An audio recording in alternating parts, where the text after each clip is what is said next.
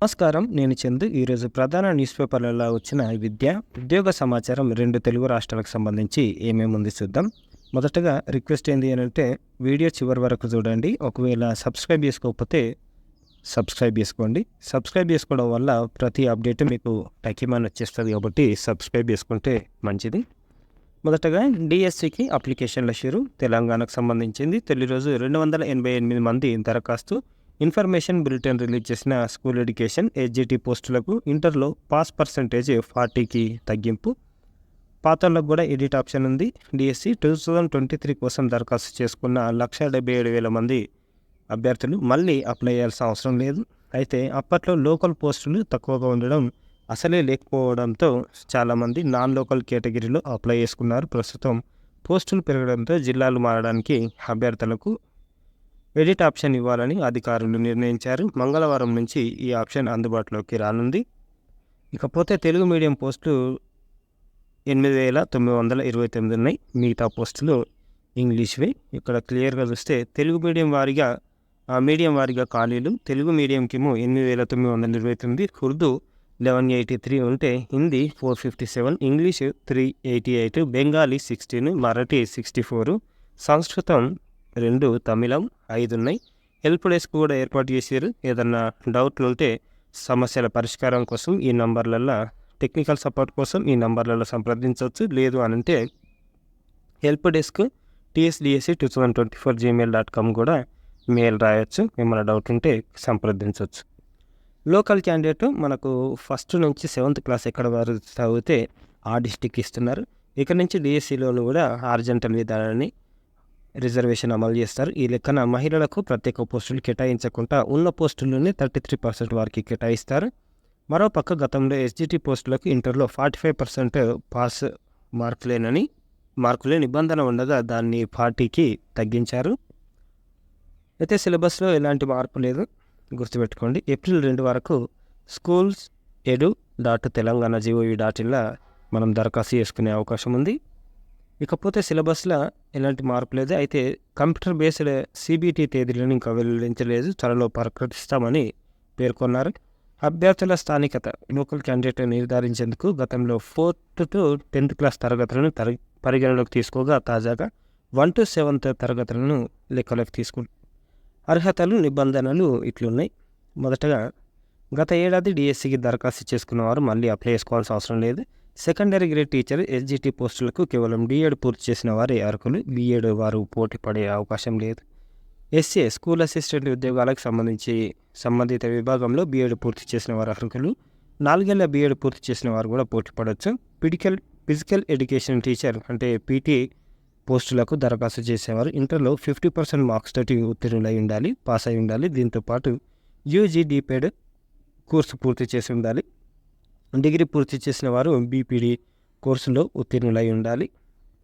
D.Ed చివరి సంవత్సరం లేదా చివరి సెమిస్టర్ పరీక్షలు రాస్తున్న వారు కూడా దరఖాస్తులు సమర్పించుకోవచ్చు. వారికి డిఎస్సి వెరిఫికేషన్ నాటికి ధృవీకరణ పత్రాలు ఉండాలి.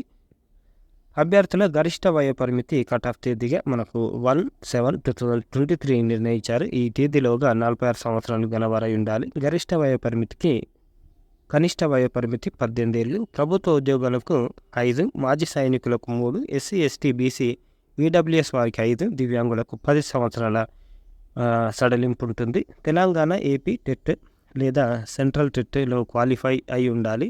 గతంలో ఏజెన్సీ పోస్టులో 100% గిరిజనులకే కేటాయించగా ఈ నిబంధనను తాజాగా ఎత్తివేశారు. అందరూ పోటీపడవచ్చు. ఎస్టీ రిజర్వేషన్ గతంలో 6% ఉండగా ఇప్పుడు 10%ని వర్తింపజేస్తారు. ఇంటర్లో మార్కుల శాతం ఎస్సీ ఎస్టీ బీసీ దివ్యాంగులకు 40%కి సడలింపు. గతంలో లోకల్ ఓపెన్ కోటా రిజర్వేషన్ 80-20 పద్ధతిలో ఉండగా తాజాగా 95-5 రేషియోను అమలు చేస్తారు. GO3 ప్రకారం మహిళలకు సమాంతర రిజర్వేషన్లు అమలు చేస్తారు. 3 పోస్టులు ఉంటే 1 మహిళతో భర్తీ చేస్తారు. ఇంకో పేపర్లు ఇట్లా రాశారు. డిఎస్సి దరఖాస్తుల స్వీకరణ ప్రారంభం. ఇంకో దాంట్లో డిఎడ్ అభ్యర్థులకే ఎస్జిటి పోస్టులు వయో పరిమితి కూడా ఇచ్చారు. ఇంటర్లో 40% వచ్చిన ఎస్జిటికి అర్హత రిజర్వేషన్ అభ్యర్థులకు. గతంలో 45% ఉండే, ఇప్పుడు సెట్ చేసారు. డిఎస్సి షెడ్యూల్ మార్చండి అని ఇది తెలంగాణకు సంబంధించిన విషయం. ఇకపోతే ఏపీకి డిఎస్సి షెడ్యూల్ మార్చండి, టెట్కు డిఎస్సికి మధ్య 4 వారాల సమయం ఇవ్వండి, రాష్ట్ర ప్రభుత్వానికి హైకోర్టు ఆదేశం.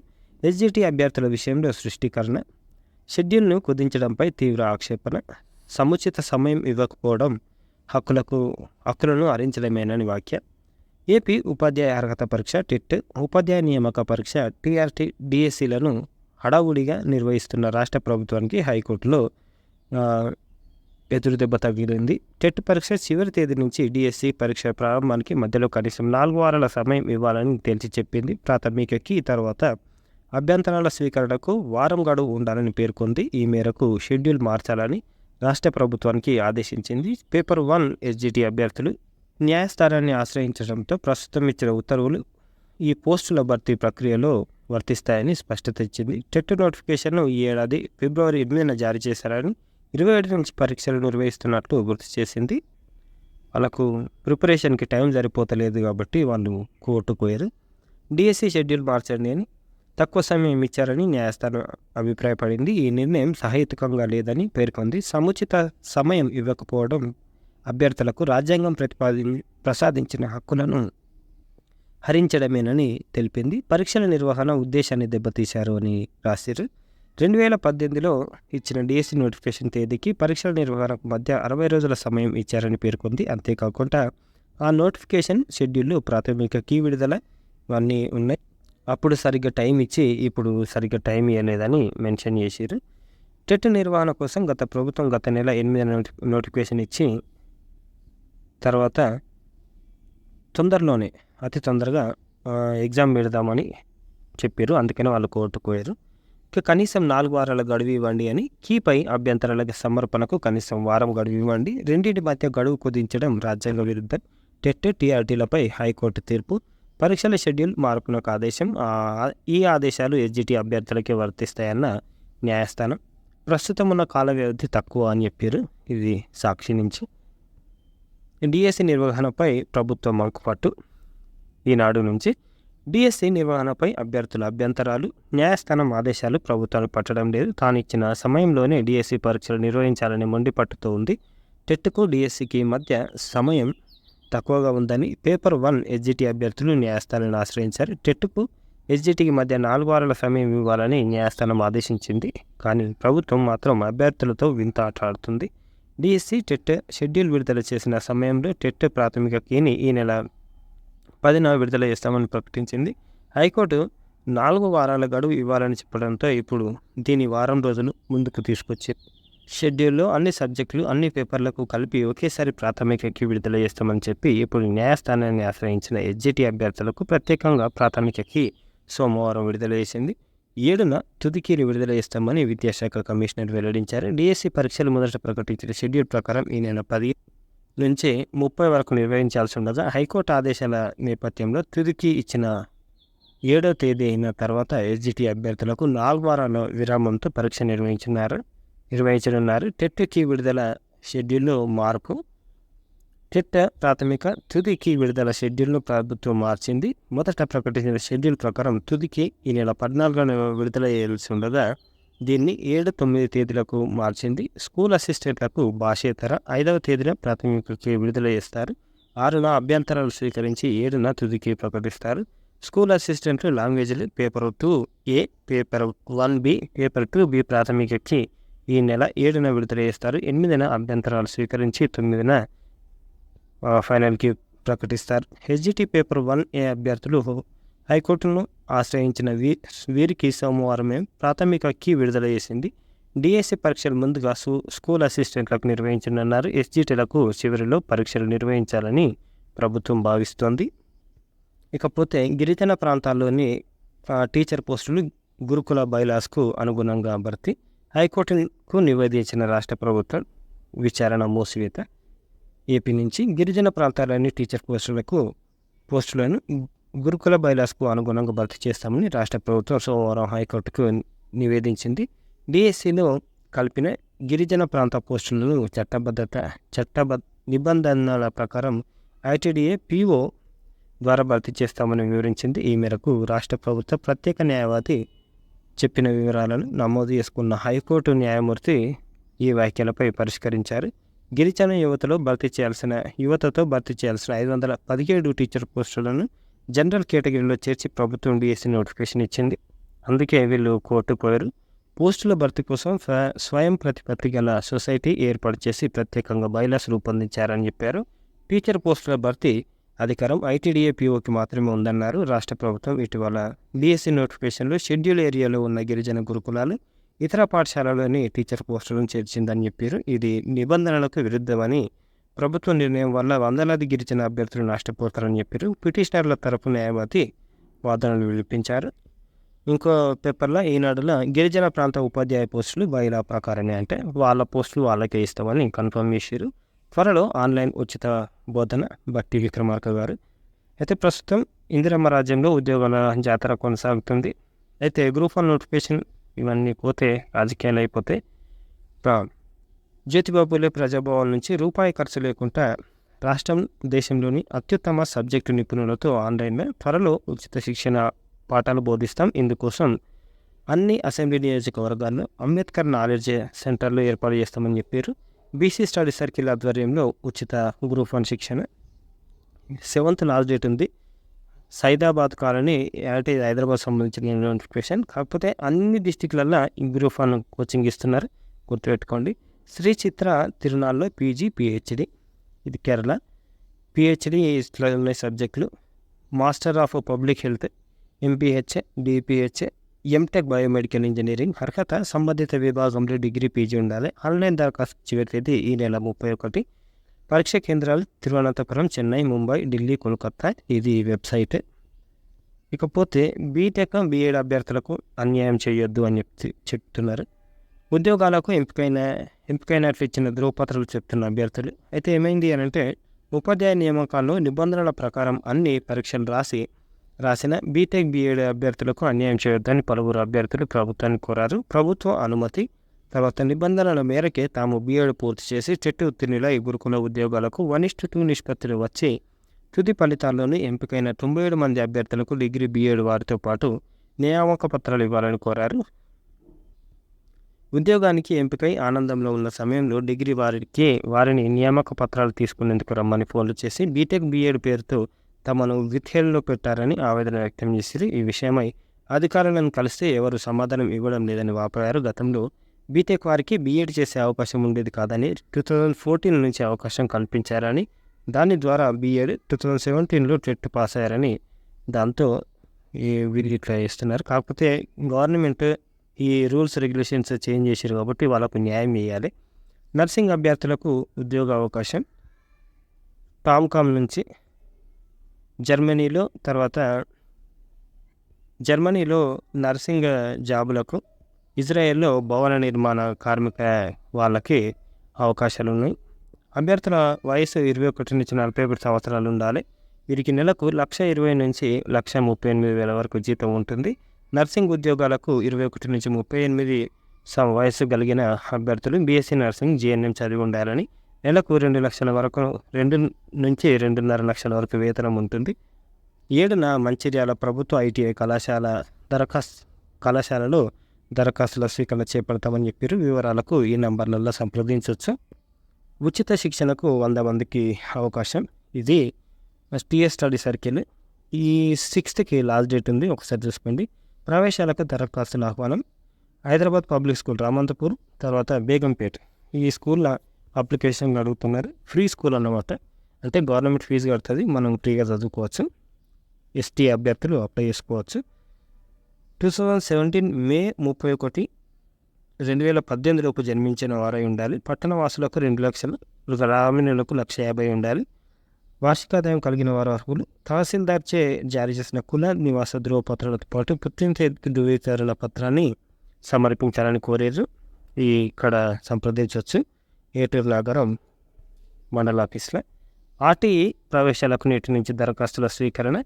అమరావతి నుంచి విద్యా హక్కు చట్టం కింద ప్రైవేట్ పాఠశాలలో 25% ప్రవేశాలకు ఇది కూడా సేమ్ మనకు హైదరాబాద్ పబ్లిక్ స్కూల్ ఎట్లనో ఇక్కడ కూడా ఏపీలో కూడా అదే ఉంది.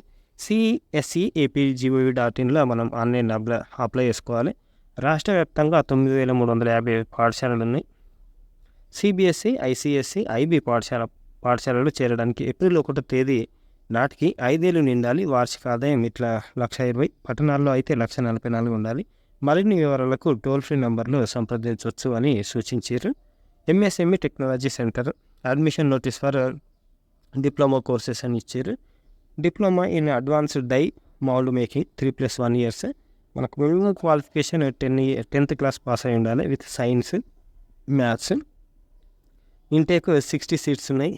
Diploma in advanced mechatronics, industrial automation, ఇది 60 seats ఉన్నాయి. ఏజ్ 19 years ఉండాలి. ఒకవేళ ఎస్సీలకు అయితే 3 years రిలాక్సేషన్ ఉంటుంది. మనకు ఈరోజు నుంచి అప్లికేషన్లు స్టార్ట్ అవుతున్నాయి. 5th, 2nd date వరకు, 5వ నెల 2వ తారీఖు వరకు ఉంటుంది లాస్ట్ డేట్. రిటర్న్ టెస్ట్ మనకు ఆన్లైన్ లేదా ఆఫ్లైన్ మనకు 5 తారీఖు ఉంటుంది. డిక్లరేషన్ 10/5 ఇట్లున్నాయి డేట్లు చూసుకోండి. Note: day scholars students APS RTC bus facility available from nearest places.